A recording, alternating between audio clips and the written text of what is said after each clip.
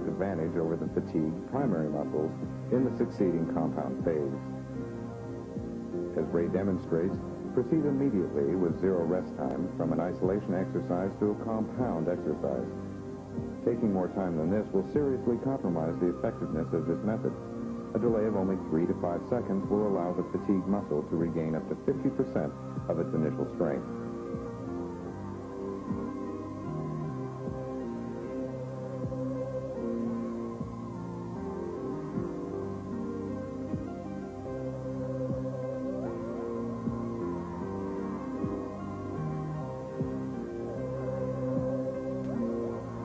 Keep the following tips in mind.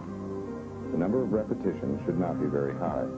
More than 10 repetitions in each of the 2 consecutive sets could conceivably lead to a premature cardiorespiratory failure instead of a muscular failure. Never perform more than 2 consecutive pre-exhausting superset cycles. Beginners will usually not require pre-exhausting techniques. Intermediates and advanced bodybuilders can add forced and negative repetitions to either one or both of the exercises in the pre-exhaustion cycle. Don't get stuck on using pre-exhaustion or any other method exclusively.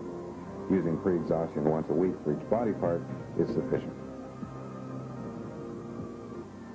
As your body adapts to increasing levels of training intensity and stress, higher levels of intensity will be required to further stimulate muscular growth.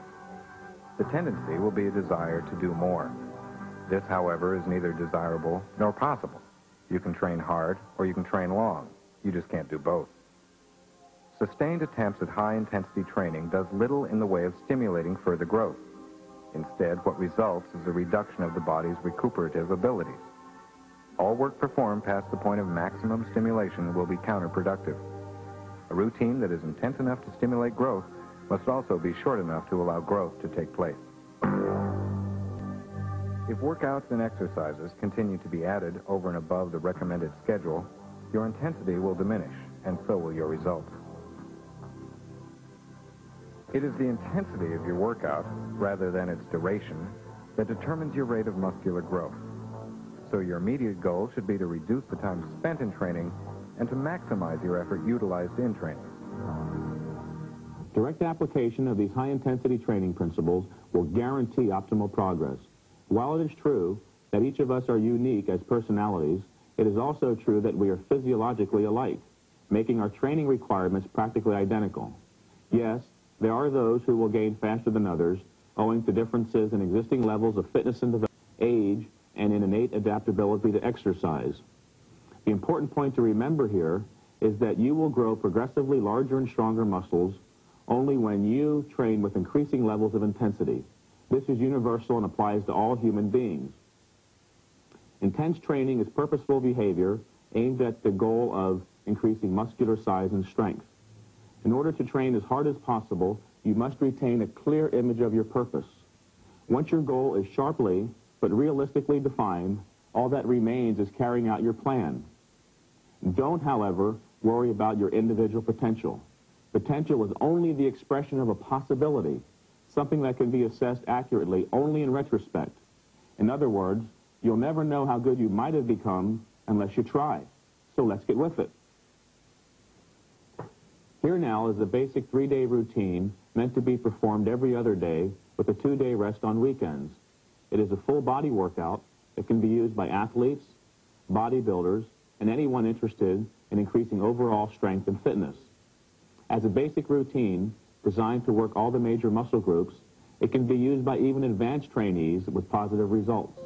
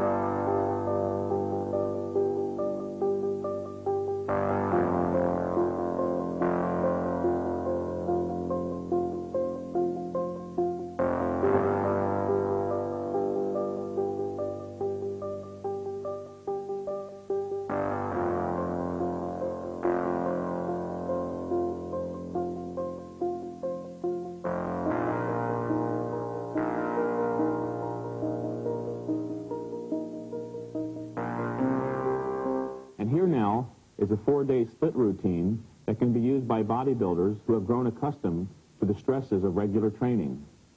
The scheme is to work half the body on Mondays and Thursdays, and the other half on Tuesdays and Fridays, with Wednesdays, Saturdays, and Sundays off for rest. We'll begin by looking at Mondays and Thursdays, and then continue by looking at Tuesdays and Fridays.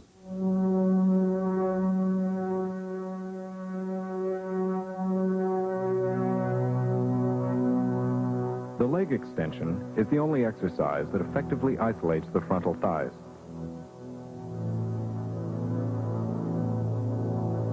After this, immediately move on to perform squats. These should be performed in superset fashion, immediately after reaching positive failure on the preceding leg extensions. Only perform 2 cycles. Since squats involve the use of much heavier weights, proper caution should be exercised. Choose a weight which allows about 10 repetitions and stop at the point of positive failure. To round off your leg work, you should not forget to work the antagonistic muscles at the rear of your thighs. They are usually referred to as the hamstring muscles. Perform these leg curls for only 1 set to positive failure.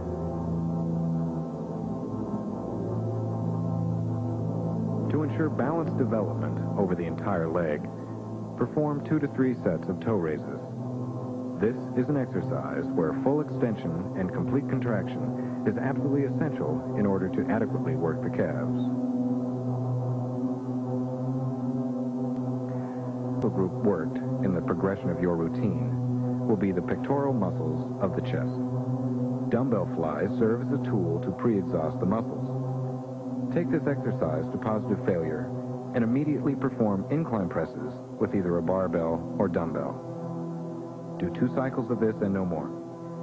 The pre-exhaust phase has now allowed the pectoral muscles to continue to contract closer to 100% of their momentary ability.